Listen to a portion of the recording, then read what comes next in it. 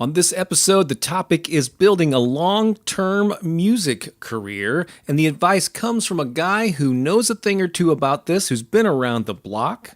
At the recent CD Baby Music Conference in Nashville, I was able to corner Kevin Breuner, the VP of Marketing, and ask him for his best quick advice for independent musicians. So pull up a chair, I think you might want to hear this. I'm Bob Baker, and this is the Music Marketing Podcast, episode 108.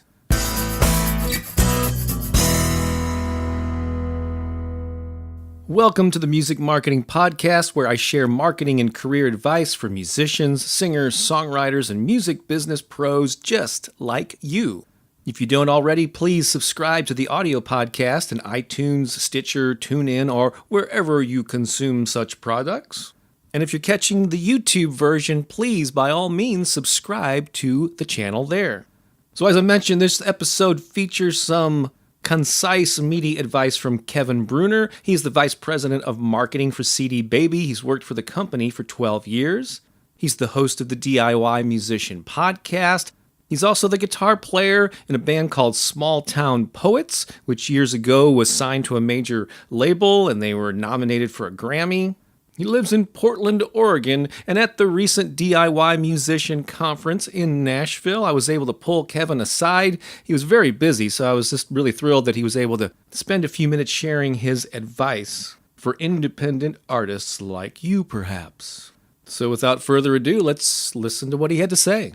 Because you have a unique perspective from being an artist of both the major label side, the indie side, and as someone who runs a company you've seen a lot of success stories through the CD Baby. And you've been with CD Baby how long? Almost 12 years. Almost 12 years, wow.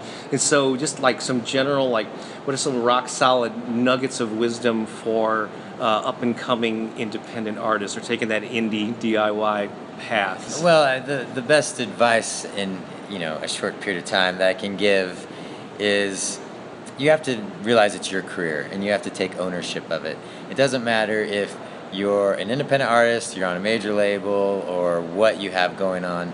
You need to understand that it's your career and no one's going to care more about your music and your career than you are. Mm-hmm. And people will come and go that can be a help or maybe not. Hopefully they are, but that at the end of the day that you need to have the long-term perspective of it's your music, it's your career, and the best thing you can do is maintain ownership of your rights and keep building a catalog. And so a lot of independent artists, they come into the scene and they want that validation, they want that extra branding and marketing help, and so they're quick to give away rights or sign on with things that may not in the end be ultimately beneficial for them. It may feel good in the moment, but in the long term it can sometimes be very damaging, or just kind of in our case, we were on a major label back in the day, and at that time that's all you could do. It was either that or you don't release your music, really. Right. It doesn't get out. And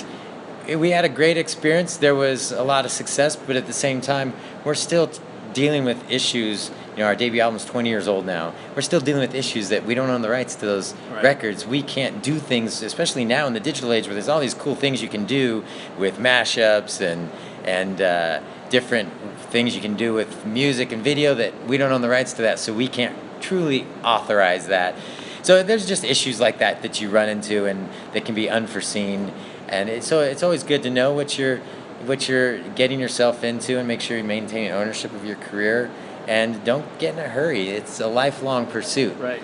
That it feels like when when I was 23 and that's when we were signing that deal, it feels like, oh my gosh, when I'm 25 my life will be over because no one will think I'll be too old, this or that, and it gets real easy to get caught up in the idea of trying to feed pop culture instead of just focusing on the true pursuit of an artist. Yeah, and resonating with people who pretty much like the artist or like you. So if you're an older artist, you're not really trying to attract teenagers or 20-somethings for the most part. In most cases, yeah, correct. There's a rare. But the interesting thing is if you look at the average artist that is at that level, take away the factory created pop music that just gets churned out.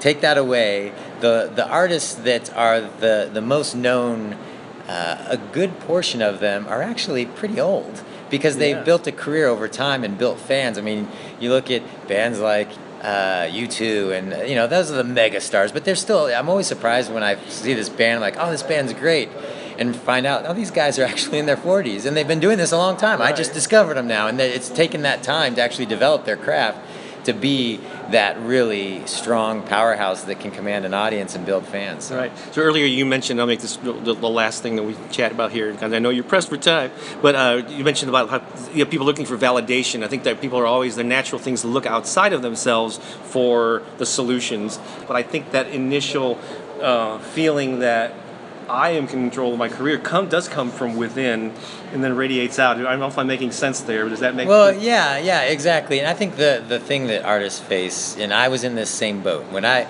is this idea that there's always these voices telling them they're making a mistake, they're wasting their life, they need to get a real job. When I went off to Nashville to study music in college, I had an uncle said I'd never make any money. And so we all have those voices, and it's really hard you feel like you have to keep justifying the idea of you're pursuing music and a career and the arts, and that's where something like a record company comes along. It's like, okay, everyone will understand this is a legit thing now, and so it's take easy. Me seriously. Yeah, now, it's right? it's easy to jump into something like that, thinking that that'll solve some of those problems, and sometimes it does, but it can come at a cost. But so I know artists all the time, even when we were on a major label, it's like we weren't making hardly any money, and it's like, maybe you guys should get off the road and just get jobs, and so it's really challenging. And that's why it's like you got to take it in your own hands. You got to think, if no one's just going to come along and give me this thing, you got to have a plan. You got to work hard for it. And then success will come, and that fulfillment will come, through your pursuits. Awesome. Excellent final words. Kevin, thanks a lot for your time. I really appreciate it. No problem. Well, I hope you enjoyed Kevin's words of wisdom as much as I did. Some of the really good news there toward the end was that you don't have to be in your teens or 20s, one, to have a successful career, or you don't have to be that age to start your long-term career. You can succeed at any age, appealing to whatever demographic is right for you. But the bottom line is, or the question I have for you is, are you ready to take your career into your own hands? Are you already doing that? Or are you still looking for those signs of validation or someone to deem you as being worthy? In my opinion, the only people who need to deem you being worthy is you and the fans who support you. Because really, to have a long-term music career, those are the only two ingredients, you and the artist, and enough people to support you to make it fulfilling and make it worthwhile. So I'd love to hear what you think about these topics. So leave a comment if there's a way to do that wherever you are consuming this, or shoot me an email even. Send your thoughts to Bob at bob-baker.com. Just don't forget the hyphen or the dash between my first and last name, Bob at bob-baker.com.